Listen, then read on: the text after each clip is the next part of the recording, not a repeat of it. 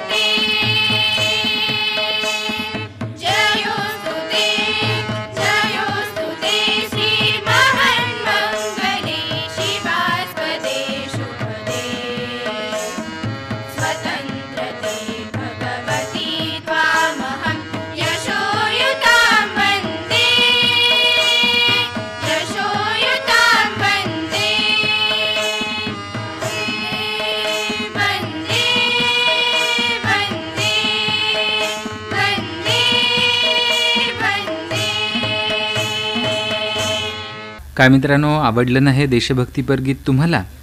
हे गाणं म्हटलं होतं कुमारी कल्याणी वाघ, श्रेया शिंदे, चारुशिला गाडे, ऐश्वर्या नागणे, वैष्णवी जोशी, आफरीन काझी, श्रद्धा कुलकर्णी, वैष्णवी दंडवते, नीलम शेंडे, स्नेहल जाधव, ऐश्वर्या गांधी, सिमरन फडे, मैथिली जाधव, कुमारी अपूर्वा कुलकर्णी, पायल शेख, ऐश्वर्या जोशी, प्रेरणा सावळे, संपदा दंडवते, स्नेहा खडतरे, पद्मजा गव्हाणे आणि अपूर्वा साने यांनी. मित्रांनो, देशभक्तीपर गीतं तर आपण ऐकलंच. आता तयार व्हा एक छानपैकी गोष्ट ऐकण्यासाठी. ऐकायची का गोष्ट? चला तर मग ऐकूया ही गोष्ट. माझे नाव वैष्णवी भानदास सासबे, सदाशिवराव माने विद्यालय पूर्व प्राथमिक विभाग. हास्य असते खळखळून हसण्यासाठी, दुःख असते लपवण्यासाठी, भावना असतं समजून घेण्यासाठी, अश्रू असतात वाहण्यासाठी, जीवन असतं फुलवण्यासाठी. असा फुलण्याचा हक्क सर्वांनाच आहे. माझ्या कथेतील दगडाला ही तो आहे. माझ्या कथेचे नाव आहे फुले आणि दगड. एका रानात एक मोठासा दगड पडला होता.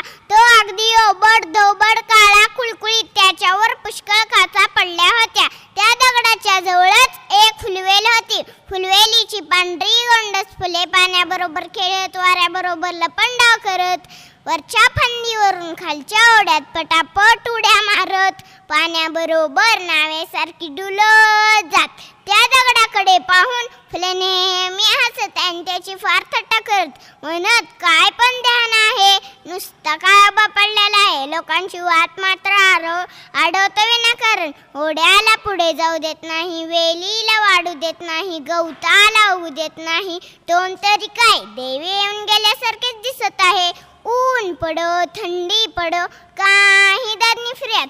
आपला आयुष्यनंदन पडलेला तो पडलेलाच. कधी हलायचा नाही, कधी बोलायचा नाही. काय रे तुझा उपयोग? त्यापेक्षा एखाद्या डोहात जीव का देत नाहीस? दगड आपला काही बोलायचा नाही, बोलून चालून दगड असतो. काही दिवसांनी एक कारागीर पाथरवट दगड शोधत शोधत त्या रानात आला. त्याला तो दगड दिसला. तो दगड पाहून त्याला खूप आनंद झाला. तो म्हणाला, या काळ्या पाषाणाची किती सुंदर मूर्ती तयार होईल. त्याने लगेच मूर्ती घडवण्यास सुरुवात केली. त्याच्यावर टाकीचे गाव बसू लागले, तुकडे उडू लागले. त्या आवाजाने जवळची फुले घाबरून गेली. म्हणाली, या आयुष्याला काय भयंकर शिक्षा. मूर्तिकाराने काही दिवसांनी त्याची सुंदर मूर्ती तयार केली. ती सुंदर मूर्ती पाहून फुलांना आश्चर्य वाटले. त्या दगडात लपून बसलेला माणूसच बाहेर येत आहे. मूर्तिकाराने मूर्ती उभी केली. तिथलीच काही फुले तोडून आणली व त्या मूर्तीच्या डोक्यावर वाहिली. ते पाहून दगडाला खूप आनंद झाला. फुलांना मात्र खूप राग आला, वाईट वाटले. पण काय करतात बिचारी. त्यांनी रागून मूर्तीच्या डोक्यावरून खाली उडी मारली व खालीच रुसून बसली.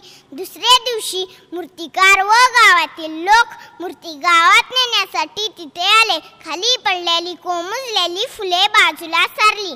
ताजी फुले तोडून आणली व त्याची माळ केली. मूर्तीच्या गळ्यात घातली. वाजत गाजत मूर्ती गावात आणली. त्या दगडाला हसल्याबद्दल फुलांना फार पश्चाताप होत आहे. पण आता त्याचा काय उपयोग? त्या चुकीबद्दल त्यांना त्या दगडाच्या दररोज पाया पडावे लागते. माझ्या गोष्टीचे तात्पर्य आहे, कुणीही कुणाची निंदा करू नये. बाह्य रूपापेक्षा आंतरिक गुणाचा विचार करावा. जय हिंद, जय महाराष्ट्र. आवडली का मित्रांनो माझी गोष्ट? काय बरं मित्रांनो, आवडली नाही गोष्ट तुम्हाला? कशी वाटली? छान वाटली ना? आणि याचा अर्थ देखील तुम्हाला लक्षात आला. चला आता आणखीन एक गाणं ऐकूया आपण. सारे ग म छे छे, मला न कळते ल ल ल ला, मला न कळते सारे ग म गाण्याचे संगीत, मला न कळते सारे ग म गाण्याचे संगीत. मी गातो मी गातो मी गातो मी गातो बडबड गीत, मी गातो बडबड गीत, बडबड बडबड बडबड गीत, बडबड बडबड बडबड गीत. मला न कळते ल ल ल ला, मला न कळते सारे ग म गाण्याचे संगीत. जमुनी सारी वेडी पोरे टप टप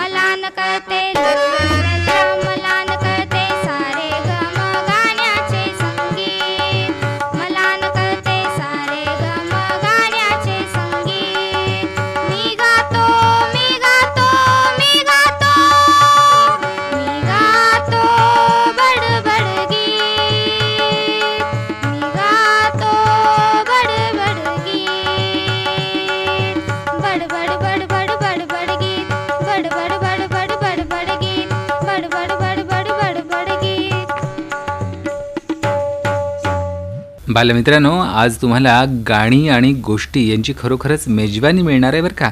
आता या सुंदर अशा गाण्यानंतर आणखीन एक गोष्ट सांगण्यासाठी आली आहे आपली एक छोटीशी बालमैत्रीण. ऐका बरं कोणती गोष्ट सांगते ती. माझे नाव राजश्री लक्ष्मणराव माने पाटील. शाळेचे नाव सदाशिवराव माने विद्यालय अकलूज व माझ्या गोष्टीचे नाव साधू व आजी. एक छोटेसे खेडेगाव होते. त्या गावामध्ये पुरातन महादेवाचे मंदिर होते. त्या महादेवाच्या मंदिरामध्ये एक साधू राहत असे. तो साधू दररोज भिक्षा मागण्यासाठी गावात येत असे. प्रत्येक घरापाशी जाऊन तो भिक्षा मागत असे. त्यातील एक आजी त्या साधूला दररोज काही ना काही वाईट बोलत असे व त्याला भिक्षा देत नसे. तो साधू ही जी चांगली हो म्हणून पुढच्या घराकडे वळत असे. एके दिवशी ती म्हातारी 2 भाकरी करते व त्या साधू भिक्षा मागायला आल्यानंतर ती म्हातारी 2 भाकरी त्या साधूला देऊन टाकते. तो साधू सकाळी, दुपारी व संध्याकाळी असे त्याचे मिळालेले भिक्षेचे 3 भाग करतो व तो साधू मंदिरामध्ये जातो. त्यावेळेस तिथे 2 नवरा बायको येतात. ते साधूला म्हणतात, साधू महाराज मला खूप भूक लागलेली आहे. त्यावेळेस साधू त्या म्हातारीने केलेल्या 2 भाकरी त्या दोघांना देऊन टाकतो व ते दोघं ते भाकरी खातात. त्या भाकरी खाल्ल्यानंतर ते दोघे मरण पावतात. त्यावेळेस पोलीस इन्स्पेक्टर येतात व साधूला अटक करतात. त्यावेळेस साधू सर्व हकीकत पोलीस इन्स्पेक्टरला सांगतो. त्यावेळेस पोलीस इन्स्पेक्टर नाटक करतो व त्या म्हातारीच्या घरी जातो. त्यावेळेस त्या म्हातारीला ती भाकरी खायला सांगतो. त्यावेळेस ती म्हातारी खात नाही. ते मरण पावलेले असतात. ते त्या म्हातारीचे मुलगी व जावाई असतात. त्यामुळे ते म्हातारी ओरडू लागते व सर्व घडलेला आपला गुन्हा कबूल करते व सर्व घडलेलं सांगते. त्यावेळेस माझ्या गोष्टीचे तात्पर्य असे आहे की करावे तसे भरावे. धन्यवाद. मित्रांनो, या गोष्टीनंतर आता सोनाली एक कविता आपल्याला म्हणून दाखवणार आहे. ऐकूया. माझे नाव सोनाली अंबादास फराटे. शाळा जिजामाता कन्या प्रशाला अकलूज. मानवतेचा पुरस्कार करणारे मराठी साहित्य विश्वातील प्रतिभावंत कवी आणि नाटककार. 1988 साली ज्ञानपीठ पुरस्कार देऊन त्यांच्या वाङ्मयीन कर्तृत्वाचा गौरव करण्यात आला. नटसम्राट, ययाती आणि देवयानी इत्यादी गाजलेली नाटके, कल्पना वैभव, उत्कटता, चिंतनशीलता, राष्ट्राभिमान आणि आवेशाने रसरसलेली भाषाशैली ही कवी कुसुमाग्रज यांच्या सर्वच लेखनाची वैशिष्ट्ये होत. शब्दांची चोखंदळ निवड व सुयोग्य अलंकार योजना यांमुळे त्यांची काव्यरचना वेधक होते. ओळखलं का सर मला पावसात आला कोणी, कपडे होते करदमलेले केसावरती पाणी, क्षणभर बसला नंतर हसला बोलावरती पाहून, गंगामाई पाहुणी आली गेली घरट्यात राहून, माहेर वाशिन पोरी सारखी 4 भिंतीत नाचली, मोकळ्या हाती जाईल कशी बायको मात्र वाचली, भिंत कसली चूल विजली होते नव्हते नेले, प्रसाद म्हणून पाण्यामध्ये पाणी थोडे ठेवले, कारभारणीला घेऊन संगे सर आता लढतो आहे, पडकी भिंत बांधतो आहे, चिखल गाळ काढतो आहे, खिशाकडे हात जातात हसत हसत उठला, पैसे नको सर जरा एकटेपणा वाटला, मोडून पडला संसार तरी मोडला नाही कणा, पाठीवरती हात ठेवून नुसते लढ म्हणा, नुसते लढ म्हणा, नुसते लढ म्हणा. काय मित्रांनो, आवडली नाही कविता तुम्हाला? आता आणखीन एक कथा आपण ऐकूया. माझे नाव कुमारी स्फूर्ती राजेंद्र कुमार रणवरे. शाळेचे नाव जिजामाता कन्या प्रशाला अकलूज. माझ्या बोधकथेचे नाव आहे औसा स्वानहननी शिक्षापण. माहीम भट महानुभाव पंथांचे निष्ठवंत अनुयायी, व्यासंगी विद्वान, दीर्घकाळ चक्रधरांच्या सहवासात श्री चक्रधरांचे उत्तरापद निर्वाणानंतर नागदेवांच्या सहकार्याने परिश्रमपूर्वक आठवणी जमा करून त्यांनी लीळाचरित्र हा ग्रंथ सिद्ध केला. मराठीतील हे पहिले चरित्रकार. लीळाचरित्र म्हणजे महानुभावीय तत्त्वज्ञानाचा मूळ आधारच होय. चक्रधरांचे जीवनकार्य, महानुभाव पंथांचे तत्त्वज्ञान व आचारधर्म, तत्कालीन सामाजिक व सांस्कृतिक जीवन समजण्याच्या दृष्टीने लीळाचरित्र हा महत्त्वाचा ग्रंथ प्रसिद्ध. सामाजिक जागृती करत असताना माणसाप्रमाणेच पशुपक्षाचेही तन मन जपावे हा हळुवारपणा चक्रधरांच्यात होता. याच लीळा चरित्रातील ही एक कथा. आदल्या दिवशी भटोबासांची जोडी कुत्र्याने पळवली होती. दुसऱ्या दिवशी ते कुत्रे परत आले. त्या दिवशी औसेचे घर सांभाळण्याची पाळी होती. ते कुत्रे परत आले तेव्हा औसेने त्याला दगड मारला. त्यामुळे ते वेदनेने कळवळू लागले आणि ते पाहून चक्रधर स्वामींनी कपाळाला हात लावला आणि विचारले, हे नाही का, तू त्या कुत्र्याला का मारलेस? स्वामी जगन्नाथा, काल त्याने नागदेवाची झोळी पळवली, आज ते पुन्हा आले. ते झोळी पळवण्याच्या प्रयत्नात कदाचित चावेल म्हणून मी मारले. आणि भटोबास उद्गारले, त्याची काय कोणी आई बहिणी आहे का की जी त्याच्यासाठी सांधून ठेवील? मग ते तेथून खाईल. आपल्या वस्तूची राखण करावी पण मारू नये. होय होय स्वामी जगन्नाथा. कुत्र्याला मारले तर तुम्ही कपाळाला हात लावला, याहून अधिक मोठे काय होईल? तुम्हाला दुःख झाले यापेक्षा अधिक वाईट गोष्ट ती कोणती? सर्वज्ञ म्हणाले, काहीतरी उपाय होईल नाही का? स्वामी जगन्नाथा, माझ्याकडून फार वाईट गोष्ट घडली, पण ती मी मुद्दाम केली होती असे नाही, ते नकळतच घडले. प्रस्तुत लीळेतून चक्रधर स्वामींची प्राणीमात्रांबद्दलची आत्मीयता आणि संवेदनशील वृत्ती व्यक्त होते. वरील कथेतून असा बोध मिळतो की प्राणीमात्रांवर दया करावी व कोणतीही कृती विचारपूर्वक करावी. म्हणूनच ज्ञानेश्वरांनी पसायदानामध्ये म्हटले आहे की भूता परस्परे पडो मैत्र जीवांचे. ही संदेशात्मक पंक्ती त्यांनी रचली आहे. आणि मित्रांनो, आता आपण ऐकूया सदाशिवराव माने विद्यालय अकलूज इथल्या विद्यार्थ्यांनी सादर केलेलं एक गाणं, तू नव्या जगाची आशा.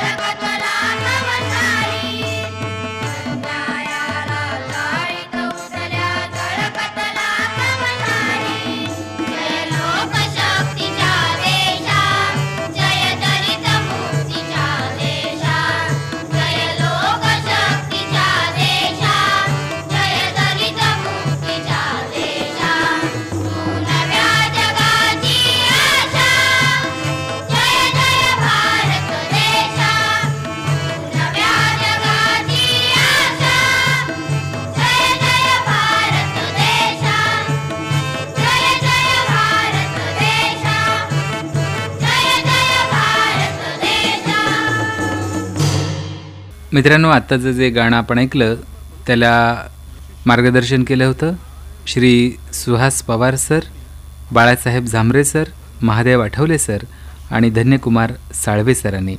वादक कलाकार होते Mahesh Gadekar, Balasaheb Zambare sir, Suhas Pawar sir, Dhanyakumar Salve, Mahadev Athawale sir आणि पिंटू कसबे. यामध्ये भाग घेतला होता अनिकेत गांधी, विक्रम माने, अजिंक्य कुलकर्णी, रोहित बळकटे, आशुतोष फुलारी, प्रगती खंडागळे, राजश्री माने पाटील, ऋतुजा जाधव, धनश्री वाघमारे, काजल तांबोळी, नेहा शिंदे, रश्मी बळकटे, यस्मिन तांबोळी, प्रतिभा म्हस्के, निकिता शिंदे, प्रियांका लोखंडे, सरफराज खतीब, विराज भोसले, श्रीकांत भोसले, दर्शन चव्हाण, अजित कुलकर्णी, कार्तिक राऊत, सूरज माने, आदित्य वरपे आणि महेश गाडेकर यांनी. बरे तर मित्रांनो, याबरोबरच आजचा आपला बालसभा कार्यक्रम आता संपला. पुन्हा भेटूया येत्या रविवारी आपल्या याच बालसभा कार्यक्रमात. नमस्ते.